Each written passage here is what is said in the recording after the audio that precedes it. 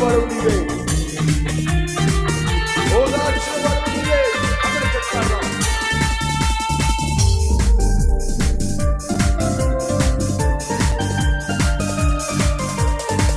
కారుచున్న కన్నీరు తుడచి, పగిలి ఉన్న గుండెను ఓదార్చి.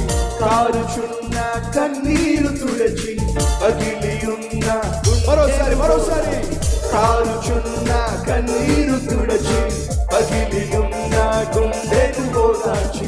కారుచున్న కన్నీరు తుడచి, పగిలి ఉన్న గుండెను ఓదార్చి.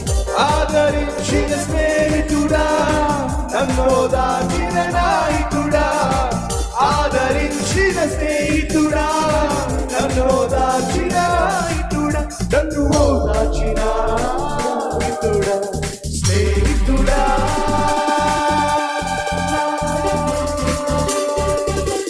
స్నేహితుడా, నాయకుడా. నన్ను విడువని బహుప్రియుడా, నన్ను మరువని నాయకుడా. నన్ను విడువని బహుప్రియుడా, నన్ను మరువని నాయకుడా.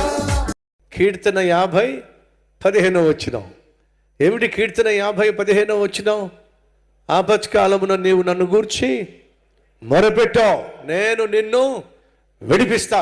ఎంత బాగుందో చూడండి, స్క్రీన్లో చూపిస్తున్నారు. ఆపత్కాలమున నాకు మొరపెట్టు, నేను నన్ను గూర్చి మొరపెట్టావు, నేను నిన్ను. ఏమిటి 5015? కీర్తన 50:15 ఏమిటి? కీర్తన 50:15 ఆపత్కాలమున నీవు నన్ను గూర్చి మొరపెట్టావు, నేను నిన్ను విడిపిస్తా.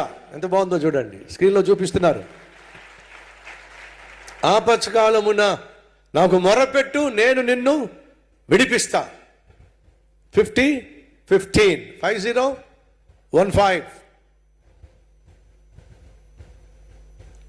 ఎంత పేదవాడివైనా, అడ్రస్ లేనివాడివైనా, అనాథవైనా, నీకు శుభవార్త డైరెక్ట్గా దేవుడితో ఫోన్ చేసి మాట్లాడే అవకాశం ఉంది.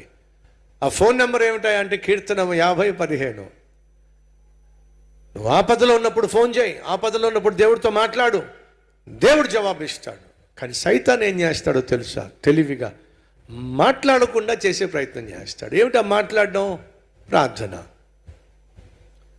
నీలో ఉన్న ఆ ప్రార్థించే మనస్సును స్లోగా నీకు దూరం చేసేస్తాడు. ఒకప్పుడు 2 గంటలు ప్రార్థన చేసేవేమో, ఆ 2 గంటలు కాస్త గంట అయ్యింది. గంట సేపు ప్రార్థన చేసేదానివేమో, ఆ గంట కాస్త 30 నిమిషాలు అయింది. 30 నిమిషాలు ప్రార్థన చేసేవాడువేమో, 30 నిమిషాలు కాస్త 10 నిమిషాలు అయింది. ఇప్పుడు 10 నిమిషాలు కాస్త పట్టుమని 1 నిమిషం ప్రార్థన చేయాలంటే కష్టమైపోతుంది. కారణం ఏమిటి? నీకు తెలియకుండానే నీ మీద సైతాను దాడి చేస్తున్నాడు. ఆ దాడి డైరెక్ట్గా నీ ఆరోగ్యం మీదో, డైరెక్ట్గా నీ ఆర్థిక వ్యవస్థ మీదో, డైరెక్ట్గా నీ కుటుంబం మీదో కాదు. వాడు నీ కుటుంబం మీద దాడి చేసినా, నీ ఆర్థిక వ్యవస్థ మీద దాడి చేసినా, నీ ఉద్యోగం మీద దాడి చేసినా, నీ వ్యాపారం మీద దాడి చేసినా వెంటనే దేవుడితో మాట్లాడతావు. ఆ విషయం వాడికి తెలుసు కాబట్టి మొదటిగా వాడు ఏం చేస్తాడంటే అసలు దేవుడితోనే నీకు మాటలు లేకుండా చేస్తాడు.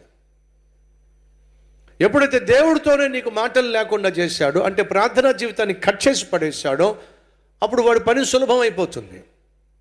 నీ మీద కావచ్చు, నీ కుటుంబం మీద కావచ్చు, నీ బిడ్డల మీద కావచ్చు, నీ యొక్క కలిగి ఉన్న సమస్త మీద ఎక్కడ వాడు దాడి చేసినా నీ ప్రార్థనా జీవితాన్ని కోల్పోయావు. కాబట్టి వాడు దాడి చేసినప్పుడు అనుకున్నంతగా పట్టుదలతో, విశ్వాసంతో ప్రభువుకు ప్రార్థన చేయలేక చతికిలబడిపోతావు. కాబట్టి యెషయా గ్రంథంలో దేవుడు ఒక మాట అన్నాడు, యాకోబో నీవు నాకు మొర్ర పెట్టుట లేదు. చదివిస్తాను రండి. >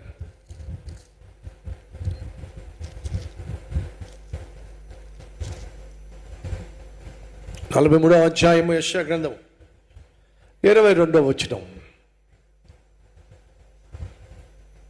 యాకోబో, అక్కడ మన పేరు పెట్టుకుంటే బాగుంటుంది. మీ పేరు ఏ పేరైతే ఆ పేరు పెట్టుకోండి. యాకోబో నీవు నాకు మొరపెట్టడం లేదు, చాలు. నువ్వు నాకు మొరపెట్టడం లేదు. ఇది మనలో ఎంతమందికి వాస్తవం? నీకున్న ప్రధాన సమస్య ప్రార్థనా జీవితం కట్ అయిపోయింది. అలా కట్ అయింది అని అంటే కట్ చేసేసాడు అని అంటే, అయ్యా అమ్మ వినో, ప్రమాదం పొంచి ఉంది. చెప్పాగా, ఒక ఇంటి మీద దొంగలు దాడి చేయాలనుకున్నప్పుడు టెలిఫోన్ వైర్ కట్ చేసేస్తాడు.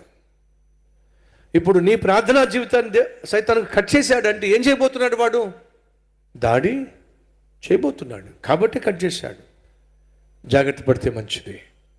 ఆ దాడిలో నీ కుటుంబం కావచ్చు, నువ్వు కావచ్చు, నీ బిడ్డలు కావచ్చు,